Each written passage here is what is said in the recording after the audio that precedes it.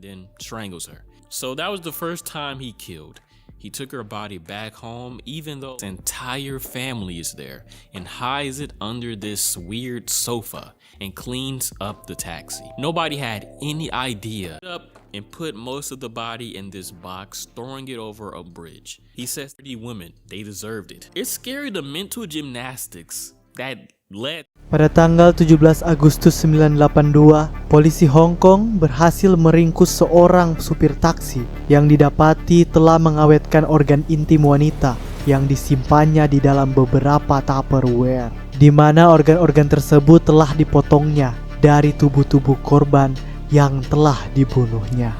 Semua itu bermula dari seorang anak kecil yang sering dianiaya dan dipukul oleh ayahnya. Mari kita simak kisah selengkapnya.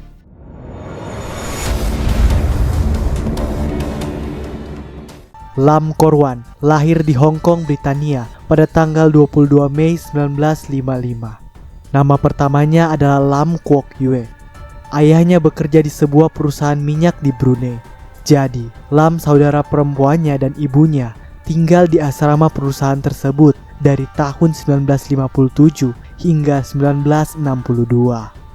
Pada bulan Desember 1962, Lam bersama keluarganya lalu kembali ke Hong Kong. Lam kemudian bersekolah di sekolah dasar negeri dan selalu mendapat ranking di kelasnya. Lalu pada tahun 1970, ayahnya membuka sebuah toko dan menjual sepeda motor. Ayahnya kemudian meminta Lam untuk membantu di tokonya setiap pulang sekolah. Hal itu menyebabkan penurunan prestasi Lam di sekolahnya hingga hubungannya dengan ayahnya menjadi buruk. Bahkan ayahnya sering memarahinya dan mengusirnya. Nah, ketika Lam berusia sekitar 19 tahun, Lam mulai berperilaku tidak normal, di mana Lam pernah ditangkap setelah mengancam seorang wanita dengan pisau dan menyentuh tubuh bagian bawah wanita itu dengan tangannya. Nah, pada tahun 1978, Lam mengganti namanya menjadi Lam Korwan setelah ia memperoleh lisensi taksi dan resmi menjadi sopir taksi. Lalu pada sekitar tahun 1980, Lam mulai menjadi sopir taksi di malam hari. Selanjutnya pada tahun 1981, Lam memutuskan untuk bergabung dengan klub fotografi dan mulai memperdalam teknik-teknik fotografi. Setelah 1 tahun Lam bekerja sebagai sopir taksi di malam hari, ibunya memperhatikan bahwa perilaku Lam telah berubah secara signifikan. Lam mulai malas berganti pakaian dan mandi, serta menunjukkan perilaku depresi. Setelah itu, ide baru telah muncul di benak Lam. Saat itu Lam membeli sebuah kamera Polaroid dan mulai memotret wanita dari bawah pintu toilet. Tentu saja para wanita yang memergokinya itu kemudian mengejarnya di jalan.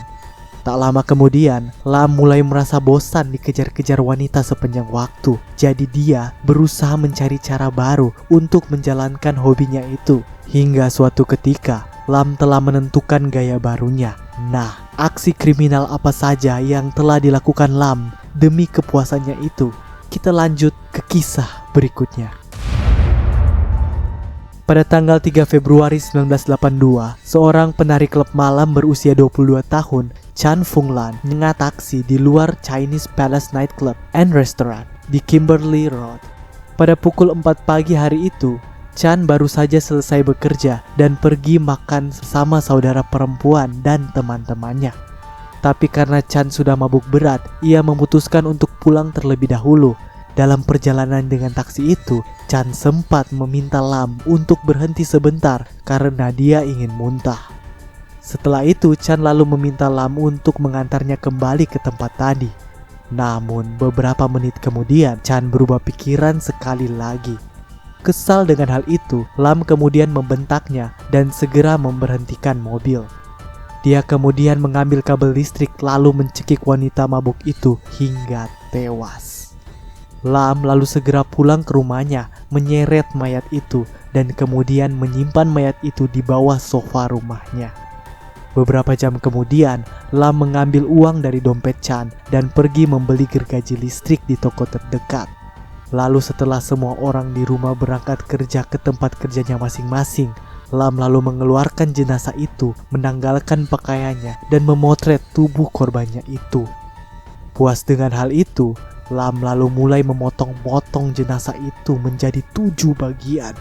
Dan gokilnya, proses tersebut direkamnya dalam bentuk video. Untuk menuntaskan proyeknya itu, alat kelamin korbannya itu kemudian dimasukkan ke dalam wadah dan diawetkan dengan arak beras. Lalu, potongan-potongan tubuh lainnya dibungkus dengan koran, kemudian dimasukkan ke dalam kantong plastik. Setelah itu, Lam lalu mengangkutnya ke taksi dan kemudian dibuangnya ke sungai Shingmun. Seminggu kemudian, muncul laporan berita tentang bagian-bagian tubuh yang terdampar di tepi sungai. Sayangnya, polisi belum berhasil mengidentifikasi mayat tersebut dan juga tidak tahu siapa pembunuhnya.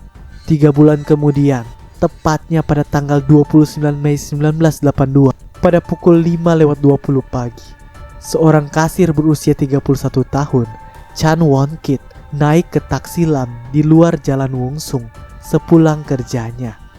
Kali ini, Lam telah merencanakannya sepenuhnya mengenai aksinya ini, di mana dia telah membeli beberapa peralatan bedah dan formaldehida, yaitu cairan kimia yang biasa digunakan untuk mengawetkan mayat. Setelah korbannya diborgol, Lam kemudian mencekik korbannya dengan sebuah kabel listrik hingga tewas. Kali ini, dia melanjutkan aksinya itu dengan berhubungan intim dengan jenazah itu. Dan itu adalah kali pertama Lam berhubungan seksual. Lalu dengan menggunakan pisau bedah yang dibelinya, Lam mulai memotong-motong tubuh korbannya.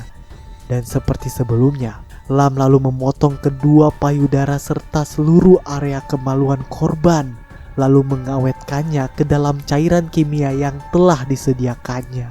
Proses pemotongan ini pun tetap dia rekam dalam video. Selanjutnya, sisa jenazah itu dibungkusnya lagi dengan koran, lalu dimasukkan ke dalam karung dan ditempatkan di bagasi taksinya. Ketika dilihatnya hari sudah malam, Lam lalu membuangnya di lereng jalan Taihang. Demikianlah aksi pembunuhan berantainya ini kembali dilakukan Lam pada jam 4 pagi tanggal 17 Juni 1982. Korbannya kali ini adalah seorang wanita yang bekerja sebagai pembersih jalanan. Wanita itu bernama Leung Sawan, berusia 29 tahun. Saat itu, Leung baru saja pulang kerja di luar jalan Natam, lalu nyengat sebuah taksi yang dikemudikan oleh Lam. Nah, setelah korban ketiga itu dibunuhnya, Lam kemudian buru-buru pulang agar segera bisa merekam gambar dan video pemotongannya. Dan rupanya, imajinasi liarnya makin berkembang hingga dia memberi judul videonya dengan sebutan Operasi Malam Hujan. Selain itu, guna memudahkan pekerjaannya, Lam meletakkan kamera perekam di atas tempat tidurnya dan menggunakan fungsi selfie untuk memotret aksinya. Cara ini membuat pekerjaan pemotongnya terlihat lebih rapi dibandingkan sebelumnya, di mana dia bahkan memotong perut korban dan mencicip sedikit ususnya. Akan tetapi Lam segera menyerah karena merasa mual. Lalu sisa anggota tubuh korban kemudian ditinggalkannya di jalan Taihang. Dan rupanya Lam mulai ketagihan dengan hobi barunya ini, karena tak berselang lama dari pembunuhan ketiga itu, tepat pada tanggal 2 Juli 1982, Lam memulai mencari mangsa lagi, yaitu seorang siswa dari sekolah St. Andrews yang bernama Leung Wai-sem, berusia 17 tahun dan menjadi korban keempatnya. Saat itu gadis belia ini baru saja menghadiri pesta terima kasih di Hotel Sheraton di Salisbury Road dan hendak kembali ke apartemennya di Jalan Hung Hom. Saat itu dia nyengat taksi di luar hotel pada pukul 23.00. Dalam pernyataannya, Lam mengklaim bahwa pada saat itu dia telah memborgol tangan Leung dan ngobrol banyak dengannya tentang sekolah, masa depannya, keluarga, agama, dan jiwanya. Leung pun jatuh tertidur pada pukul 4 pagi.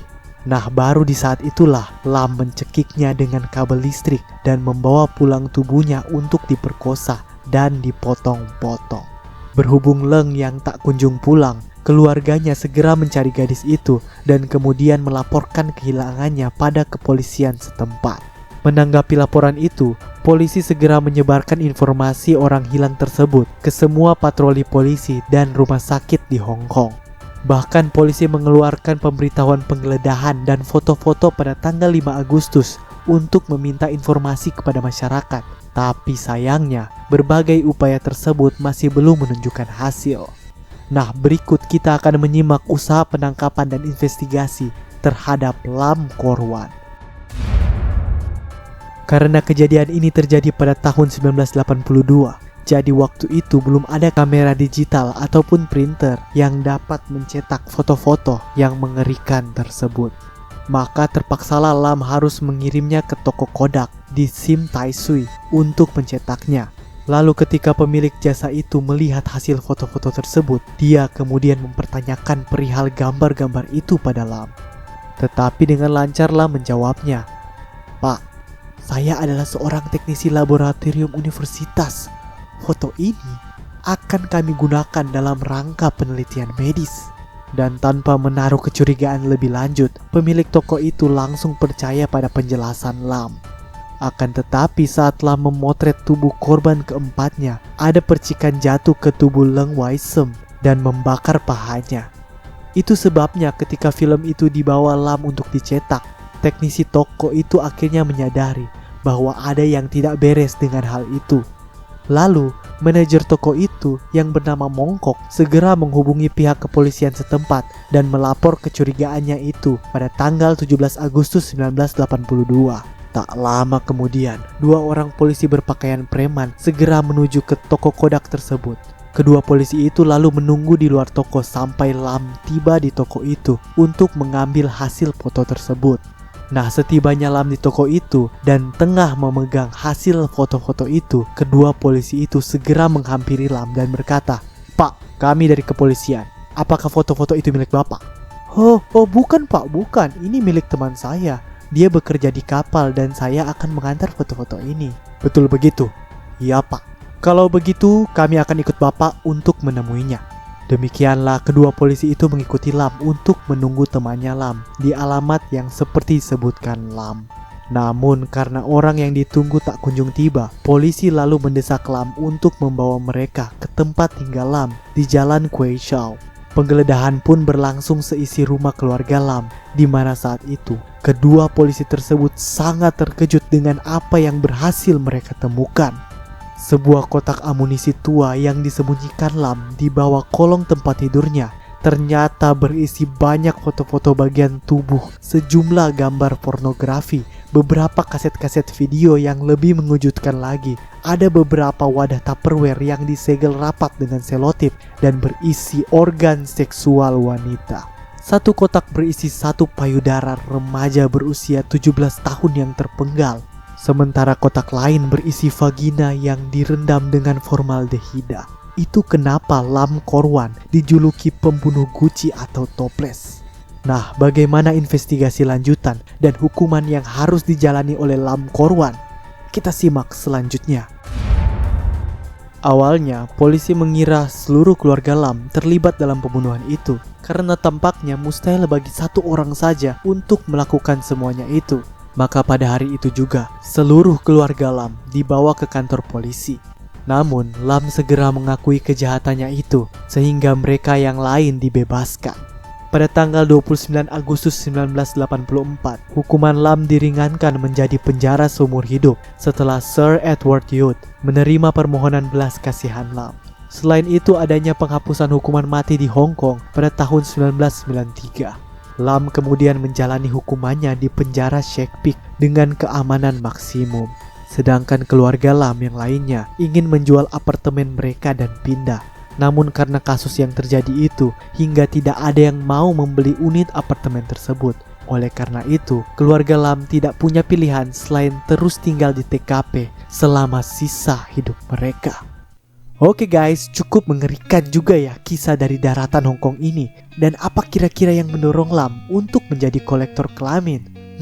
Mungkin bakal jadiin barang antik kali, kayak perangko.